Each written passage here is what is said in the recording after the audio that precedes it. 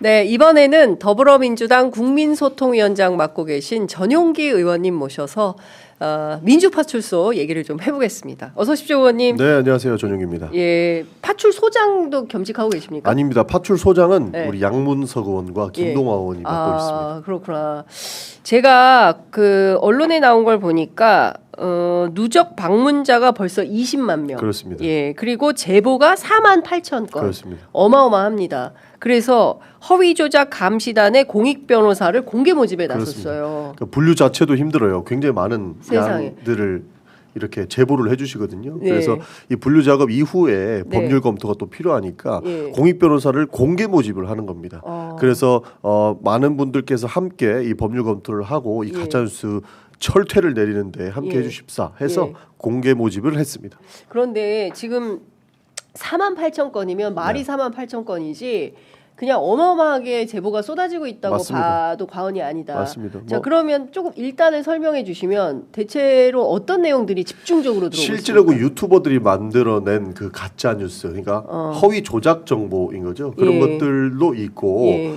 한 매체 유사 언론이라고 저희는 표현을 하는데 네. 한 매체에서 만들어낸 뭐 중공 SNS를 보냈다든지 막 이런 말도 안 되는 예. 그런 내용들도 있고 예. 이렇게 당을 향해서 가짜 뉴스 허위 조작 정보를 퍼나르는 것도 있지만 이재명 대표라든지 예. 그리고 뭐 박지원 의원이라든지 예. 이런 분들을 향해서 명예훼손격으로 이렇게 허위 조작 정보를 만드는 사람들이 있거든요. 그거를 자신이 범죄를 저지른지도 모르고 퍼나르는 사람들이 있습니다. 그래서 그런 부분들을 다 같이 총망라해서 저희가 제보를 받고 있는 겁니다. 네, 그렇군요. 그 이제 말씀 주신 대로 여러 가지 종류의 가짜 뉴스들이 정말 총력전으로 말도 총력전을 벌이고 있다 해도 과언이 아닌 이런 상황인데 끊임없이 이것을 카톡 검열 국회 바로 네. 길 건너편에 그 플랜카드가 걸려 있지 않습니까? 이 카톡 검열이라는 프레임으로 가뒀어요. 제정신 그리고, 아닌 거죠. 그리고 의원님을 공격하고 있습니다. 그러니까 저를 공격하고 있는데 네. 제대로 긁힌 것 같습니다. 아, 그러니까 그렇게 긁히지 않고서야 카톡 검열이라는 말도 안 되는 이야기를 예. 꺼내면서까지 공격을 하겠습니까? 그러니까. 그러니까 이제 메시지를 만들어 가지고 공격을 하면서 저도 공격을 하고 심지어는 국민의힘 의원들 전원이 저를 제명하겠다고 제명안을 냈습니다.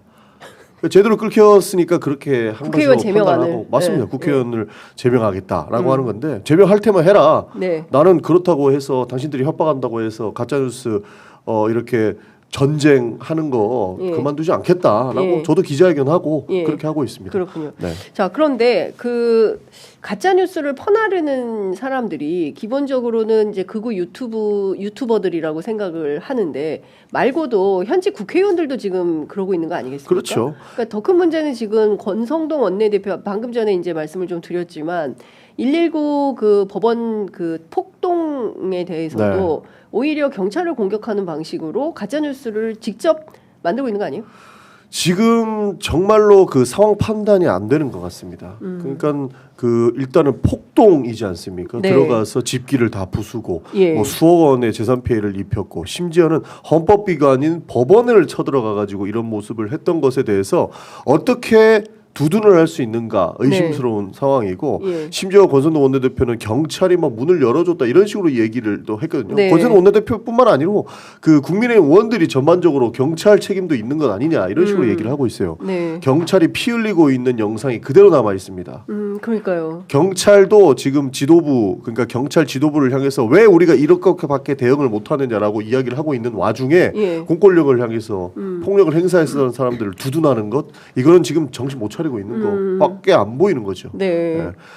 이런 가짜 뉴스가 결국에는 우리 앞으로 대한민국 민주주의를 사실 좀먹는 그런 상황까지 만들어질 거라고 보기 때문에 네. 저는 절대 가짜 뉴스와의 전쟁을 멈출 생각이 없습니다. 그리고 더 강력하게 네. 이런 문제를 바로 잡아야 된다라고 생각을 합니다. 예. 그러니까 지금 뭐 말씀 주신 거 하나하나 좀 여쭤보면 뭐 가짜 뉴스 중에도 여러 가지의 종류들이 있는 것인데 권성동 의원이 주장하는 뭐 경찰이 오히려 폭행을 당했다, 뭐 시민들을 방패로 찍었다, 뭐 이런 것들도 있잖아요. 근데 그리고 반대로 이제 극우 유튜브들 같은 경우에는 죄 없는 2030 청년들이 오히려 당하고 있는데 여러분들 다 일어나라.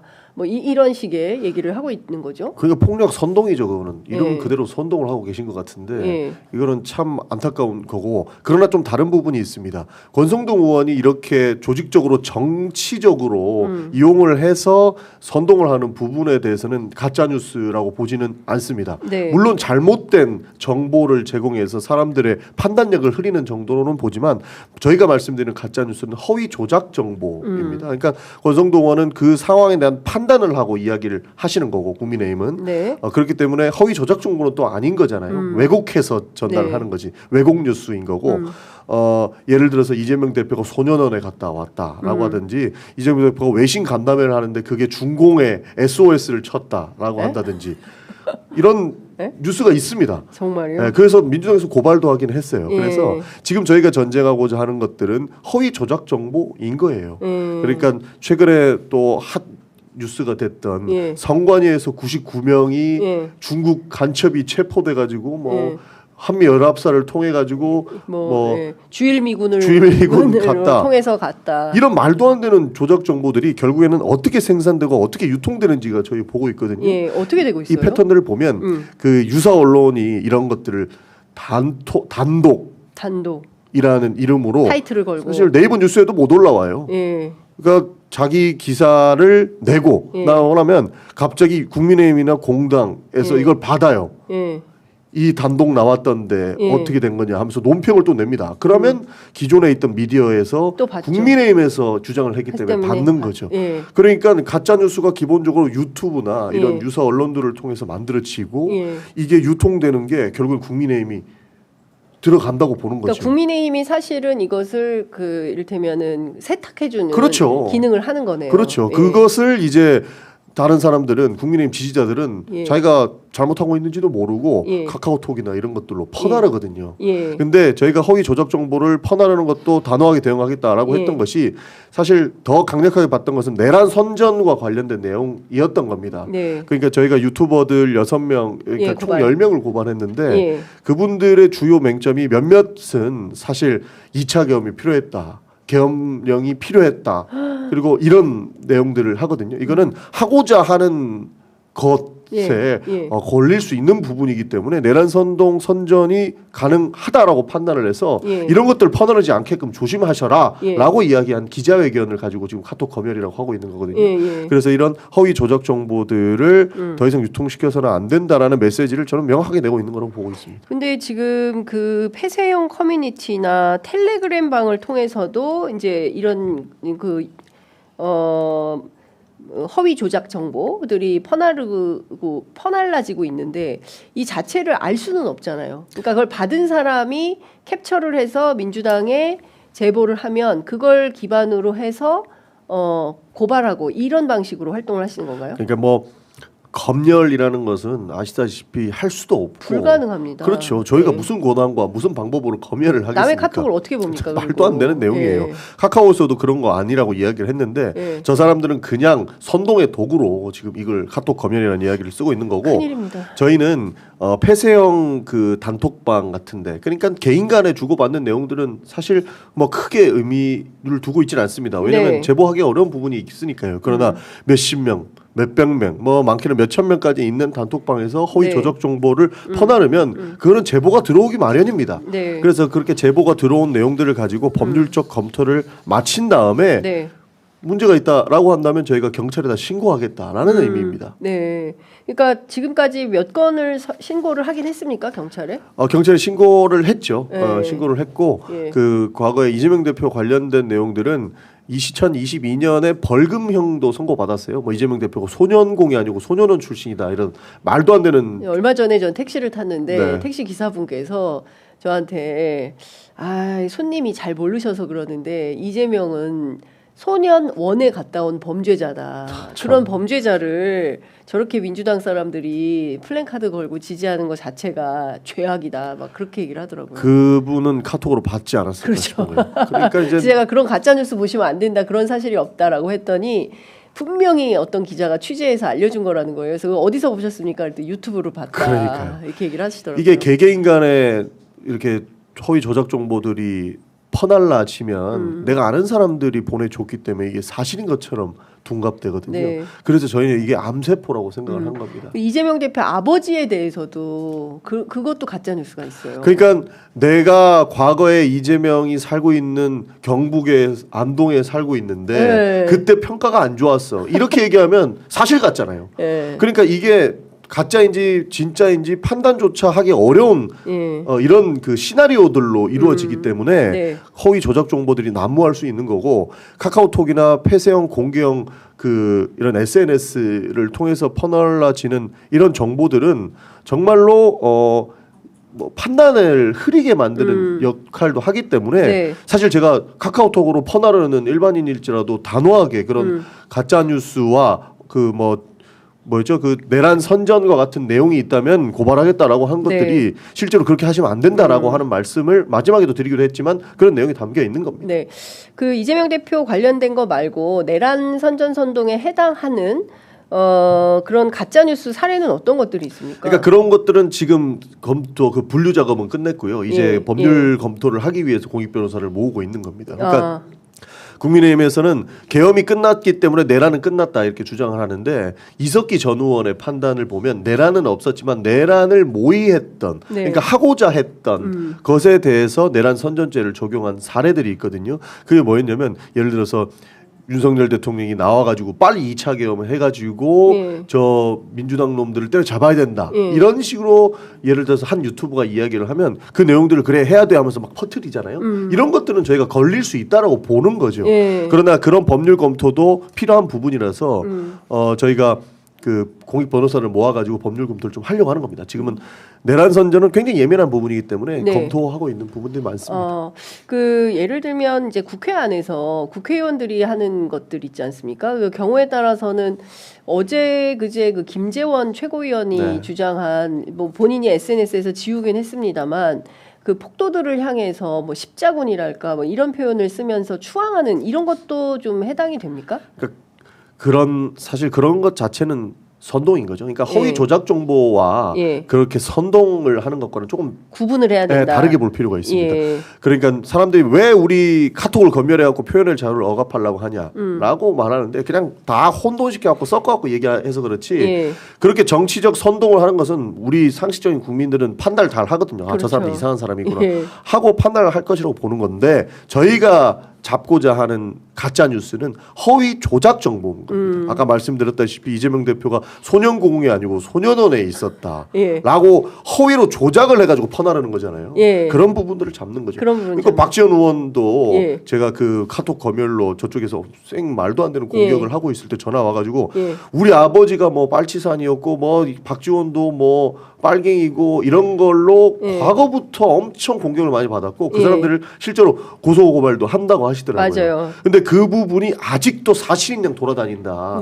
그래서 이것은 바로 잡으려면 고발해서 그 사람한테 사과 받으면 선처해주고 이런 방법밖에 없다라고 말씀을 또 해주신 게 있거든요. 그런 것들을 봤을 때 저희가 단호하게 대응하지 않으면 이 가짜 뉴스는 정말로 SNS를 통해서 퍼날라지고 이게 허위 조작 정보임에도 불구하고 사실인 양 호도되는 경우가 많기 때문에 그러니까 그런 부분 잡는다는 겁니다. 아직도 그 80년 5월 광주에 북한군이 침투해가지고 광주 시민들을 괴롭힌 거지 전두환 군사 정권이 총을 쏴서 양민학살한 게 아니다. 한숨만 나오고. 라는 주장을 여전히 하고 있는 세력들이 있고 실제로 지금 제가 보기에 이 가짜 뉴스에서 가장 심각한 문제는 그 유통의 문제가 있다고 생각합니다. 그러니까 유통을 하는 과정에서 국민의힘이라는 공당 그리고 더 나아가서는 그 공신력이 있다고 평가받는 레거시 보수 언론들이 이것을 보도하면서 확산되는 확산 기능을 하는 거거든요. 교묘하게 세탁을 해주는 거죠. 그렇죠. 그러니까 말도 안 되는 가짜 뉴스가 만들어지면 그거를 믿는 사람들이 있다고 보고 그리고 선동하기 좋잖아요. 교묘하게 바꿔서 보수 언론이나 이런 국민의힘에서 받아가지고 사실인 양 이야기하는 경우가 있습니다. 그런 부분들은 바로 잡아야 된다고 얘기를 하는 거죠. 정말 이거 큰 암세포입니다. 앞으로 우리가 어떠한 일들이 일어날지 모르는데 이렇게 허위 조작 정보를 카톡이나 뭐 텔레그램이나 이런 걸로 주고 받으면 정말로 판단력이 흐려질 수밖에 없지 않습니까? 그래서 그 부분은 지금 단호하게 바로 잡아야 된다라고 보는 겁니다. 그리고 저 한 가지 황당했던 게 카카오톡을 왜 검열하냐 이렇게 얘기하는데 본인들도 과거에 뭐 신고센터 만들어가지고 카카오톡으로 허위 가짜뉴스 퍼나르면 엄정히 대응하겠다 이런 내용 아직 국민의힘 홈페이지에 올라와 있어요. 그 새누리당 때부터 하지 말라고 했던 내용이거든요. 근데 지금 와가지고 저 난리치는 좀 게 캡처해가지고 돌려주세요. 많아요. 그렇죠. 지금 많아요? 금방 예. 찾습니다. 금방 찾아요. 네. 예. 국민의힘 홈페이지에도 나와 있는 가짜뉴스 신고센터를 새누리당 때 했습니다. 새누리당 제가 있는 때. 캡처는 그렇고, 예. 그러니까 민주파출소를 지금 예. 그 공격하지 않습니까? 네. 왜 파출소란 얘기를 써가지고 이렇게 예. 공공기관을 사칭한 거 아니냐? 예. 그러면서 이재명 대표를 심지어 뭐 공무원 사칭죄로 고발을 했어요. 제일 황당한 게 뭐냐면 본인들은 예. 민생 119 이래가지고 예. 119를 뭐 소방수 이런 얘기 쓰면서 여기 사진이 있습니다. 아, 저기 클로즈업 좀 해주십시오. 민생 민생 119, 119, 민생 119, 소방서. 그러면 여기도 그죠. 공무원 사칭죄로 고발해야 돼요. 그러니까요. 민주당도 국민의힘을 상대로. 그러니까 누구를 공격하기 전에 예. 자기가 잘못한 것부터 좀 알아야 되는데 네. 본인들도 카카오톡으로 퍼나르는 그 가짜 뉴스의 위험성을 알면서도 네. 눈을 가리고 전용기가 카톡 검열한다는 말도 안 되는 이 날조를 해가지고 네. 선동을 하고 있고 예. 본인들은 민생 119 해가지고 본인들도 그럼 소방수 사칭했네. 소방수 사칭해놓고 뭐 민주파출소 보면 안 되고 그러니까 예. 기본적으로 정당에서 예. 운영하는 플랫폼을 차용을 하기 때문에 다들 해왔던 내용인데 지금 민주당을 공격하기 위해서는 수단과 방법을 가리지 않는구나라는 생각을 하는 거예요. 네. 그래서 이런 부분들을 바로 잡을 수밖에 없는 거죠. 그렇습니다.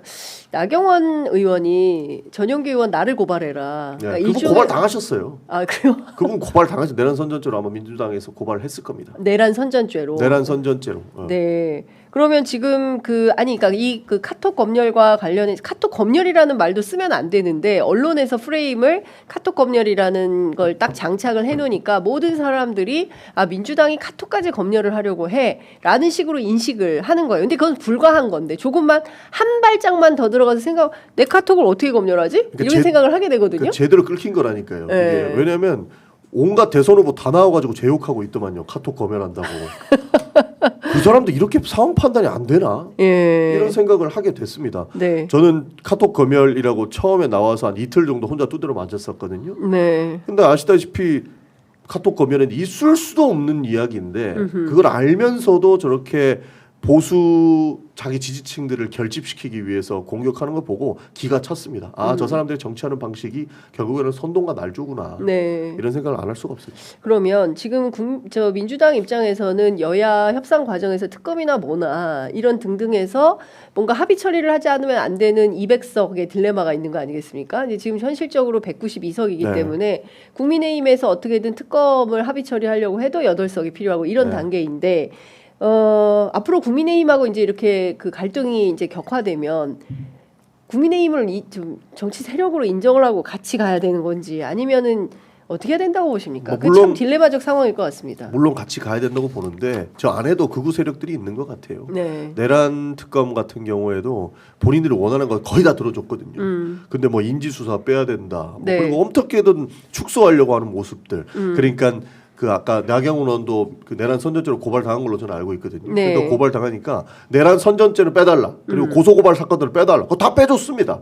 그런데도 불구하고 또 반대하고 있는 거는 아, 이 사람들이 내란 특검을 하기 싫구나라는 판단을 할 수밖에 없는 것이고 위헌적 요소가 있다. 그러니까 3자 특검을 해야 된다라고 정부 측에서 지속적으로 주장을 했기 때문에 그 부분 다 반영시켜서 이번에 통과시킨 것 아닙니까? 그렇습니다. 근데 뭐 인지수사 할 수 있으면 다 할 수 있다라고 하는데 100일 동안 인지수사를 얼마나 할 수 있겠으며 인원수를 그렇게 줄여놨는데 가능을 하겠냐라는 질문을 안 할 수가 없는 상황이고 그조차도 받기 싫다라고 하는 모습들을 보면 이 사람들 하기 싫구나.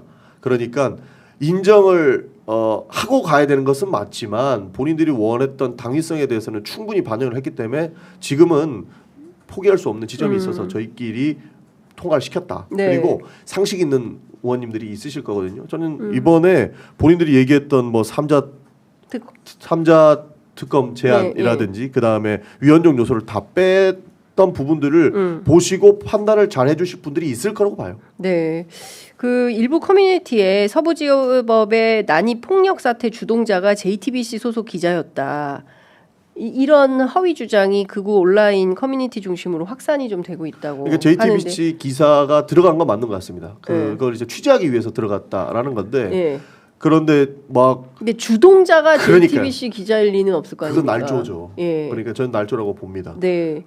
JTBC 기자가 그것을 왜 선동하겠습니까? 그리고 선동했다면 본인들이 다 영상 찍고 있지 않았어요? 아니 JTBC가 단독을 했어요. 7층까지 올라가서 실제로 그 프레시를 켜고 네. 막 왔다 갔다 다니면서 판사 어딨냐라고 찾으러 다니는 그 장면을 JTBC 영상 기자가 잡은 거예요. 근데 그러니까, 그 특종을 했는데 그걸 가지고 폭력 사태의 주동자가 JTBC 기자였다. 그러니까 유튜버들이 다 찍고 있잖아요. 예. JTBC 기자가 진짜 주동자였으면 그 유튜브에 다 찍혔을 텐데 예. 말로만 얘기하는 거 아닙니까? 그럼 그렇습니다. 믿을 수가 없는 부분인 거죠. 그리고 JTBC에서도 그 사실무근이라는 반박 입장을 말도 안 냈습니다. 되죠. 기자가 예. 어디서 선동을 합니까? 말도 안 되는 건데 그런 식으로 책임 소재를 마치 좌파 세력들이 주동을 했다 이런 식으로 만들어 가려고 하는 것 같아요. 본인들 책임 안 지려고. 네. 그리고 그렇게 얘기하면 먹히는 사람들이 있으니까 그렇게 네. 날조와 선동을 하지 않나 저는 싶습니다. 그 극우 유튜버들이 지난해 12월 슈퍼챗 수입이 2배 이상 늘은 걸로 확인이 좀 되고 있어요. 세무조사 해야 돼요. 네. 사실 그 슈퍼챗뿐만 아니고 예. 저는 뭐 잘 모르지만 네. 실제로 다른 단위에서 뭐 돈을 받는 형태도 있다라고 하더라고요. 그래서 실제로 극우 유튜버들의 수익 구조가 어떻게 되는 것인가에 대해서 세무조사 해야 된다. 그러니까 이렇게 막 광고가 들어와가지고 집행을 하는 게 아니고 네. 실제로 다른 방식으로 뭐 후원을 받는 경우가 많지 않습니까? 예, 근데 예. 이게 실제로 뭐 수억 대가 된다면 이거는 네. 세무서에서 가만히 있으면 안 된다고 보는 거죠. 근데 일단 저는 이런 겁니다. 그러니까 기본적으로 그 뭐 다양한 활동을 할 수는 있다고 생각하는데 그거는 뭐 표현의 자유로 이제 그렇죠. 침해당하면 안 되겠지만 이렇게 말도 안 되는 가짜 뉴스를 퍼뜨리고 사실에 기반하지 않은 허위 조작 정보를 퍼뜨리면 그 자체로 미디어로서의 공적 기능을 하는 것이 아니라 특히나 이게 상업적 목적으로 돈을 벌기 위해서 끊임없이 사람들을 부추기고 이렇게 한다면 그거는 다 돈벌이라 생각합니다. 그러니까요. 사실 저렇게 극우 유튜버들이 뭐 관저부터 그리고 뭐 서부지법까지 가서 했던 내용들을 보면 다 돈벌이라고 생각이 들 정도더라고요. 그리고 네. 그 돈벌이를 위해서 뭐 2030 청년들이 다 나와라라고 하는데 결국에 그것도 그 2030들 이용해서 본인들 후원받고 네. 수익 창출하려고 하는 것으로 보이는 거죠. 네. 그러니까요. 어쨌든 오늘 또 2시에 헌법재판소에 피의자 윤석열 수임번호 10번 네. 이제 그 출석을 0010. 출석을 해서 어떤 얘기를 할지 모르겠지만 경우에 따라서는 서부지법에 이어서 헌법재판소 주변도 상당히 소란할 가능성이 있고 이번에는 예. 경찰 지도부가 예. 단호하게 그런 모습을 보이면 바로 체포해야 된다고 생각합니다. 바로 그러니까 지금 경찰 관계자들이 예. 막 이렇게 보도에도 나오던데 네. 그 왜 지도부가 우리가 이렇게 단호하게 대응을 하지 못하게 했느냐. 그러니까 우리가 영상을 보더라도 막 엄청 두드려 맞잖아요. 네, 경찰이 경찰이 두드려 맞는데 경찰이 하는 것은 하지 마세요. 그러면 안 됩니다. 네. 이거밖에 못 하는 거예요. 위험합니다. 이거는 위에서 정확한 지시가 나왔어야 됐는데 그러지 못했기 때문에 그 사람들이 이러면 안 됩니다라는 이야기밖에 못했다라고 저는 하는 아니 보도를 근데 봤거든요. 저는 경찰이 이제 집회 시위를 관리하면서 막 그 시위 인원들에 대해서 폭행을 가한다거나 지난번에 그 한창민 의원 셔츠와 그러니까요. 재킷이 다 찢어질 정도로 그렇게 했던 민주노총 집회와 비교해 보면 굉장히 이제 순한 맛으로 대응을 한 거죠. 그러니까요. 예, 지난번에 굉장히 강력하게 아니 세상에 국회의원의 옷을 다 찢어놓은 그러니까요. 정도면 이거는 매우 심각한 거 아니겠습니까? 뭐 어떠한 경우도 폭력은 연납되지 않지만 그 네. 폭력을 선동하는 집단에 대해서는 강력하게 제재를 가할 필요가 있는 것이죠. 그래서 사실 누군가 하나가 폭력적으로 변하게 되면 옆에서 우후죽순 폭력적으로 변화되지 않습니까? 네. 그래서 이번에는 경찰 지도부가 그 폭력의 주동자로 될 만한 사람들은 빠르게 격리를 시키고 네. 적어도 경찰이 폭행당하는 일들을 만들지 않게끔 명확한 지시를 해주셔야 예. 됩니다. 그 폭력 사태가 난 이후에 법원 침탈 난입 사건이 난 이후에 구치소에서 본인의 입장을 옥중 메시지를 내서 평화적으로 해라. 이 얘기는 무슨 얘기냐면 계속 하라는 얘기거든요. 단 평화적으로. 그러니까 그러니까 저는 결국에는 이 자체도 선동에 해당하는 거 아닌가 그러니까 싶습니다. 내란 수계다운 발상이에요? 발상을 하고 계신 거고 네. 시간 끌어가지고 지금 본인들을 지켜달라라고 이야기를 했던 예. 그런 계산이 들어있지 않나 네. 싶습니다. 그러니까 저 메시지 통해 가지고도 저렇게 평화적으로 해라라고 네. 하는 거니까. 그러니까요. 그 전에 그리고 나는 여러분들을 보고 있습니다. 유튜브를 통해서 잘 보고 있습니다. 끝까지 싸우고 있습니다. 이게 그러니까. 결국에는 예. 내란을 이어가고자 하는 생각이 있지 않나 하고 평가하는 거죠. 그러니까 민주당의 이제 지도부 일원이니까 제가 좀 여쭤보겠는데 지금 사실은 그동안 우리 사회에 없던 새로운 현상이에요. 그러니까 집회를 한다 하더라도 우리는 말로 하는 거지 저렇게 폭력 난동 폭도들이 폭동을 일으킨 적은 없었습니다. 그렇죠. 그런데 우리 사회에서 처음으로 저런 현상이 벌어졌기 때문에 사회학자, 정치학자들이 이제 종합적인 분석을 하고 있고 이제 극우가 앞으로 어떻게 하겠습니까? 헌법재판소에서 파면 결정 나면 또 이번에는 헌법재판관들 다 죽이겠다고 저렇게 난동을 그러니까요. 부릴 것이고요. 그 다음에 또 본인들이 원하지 않는 어떤 결정이 났을 때 그것 때도 저렇게 인정을 하지 않을 텐데 이거 어떻게 좀 민주당에서도 고민이 깊을 것 같습니다. 뭐 민주당도 앞으로 이런 일이 생기지 않게끔 해야 되는 것은 당연한 거고 네. 저는 우리 국민들도 이 그 폭동 사태를 네. 단순히 보지 않았으면 좋겠다는 말씀 드리고 싶어요. 그 이유가 뭐냐면 우리 형법은 네. 그리고 내란과 관련된 내용들은 너무 명확합니다. 왜냐하면 이승만과 전두환을 봐왔기 때문에 그렇습니다. 딱 떨어지게 만들어놨어요. 이번 법원 폭동 사태도 저는 내란으로 볼 수 있는 지점이 크고 내란이라고 봅니다. 내란 왜 그러냐? 소유로 다스려야 된다. 그러니까 단순 소유죄로 아니라. 볼 것이 아니고 네. 이거는 내란의 소유. 그렇죠. 내란 행위로 볼 수 있는 거죠. 네. 왜냐하면 형법 87조 이 내란을 보면 예. 대한민국 영토 전부 또는 일부의 국가 권력을 배제하거나 국헌을 문란하게 할 목적으로 폭동을 일으킨 자는 다음에 각호의 구분에 따라 처벌한다.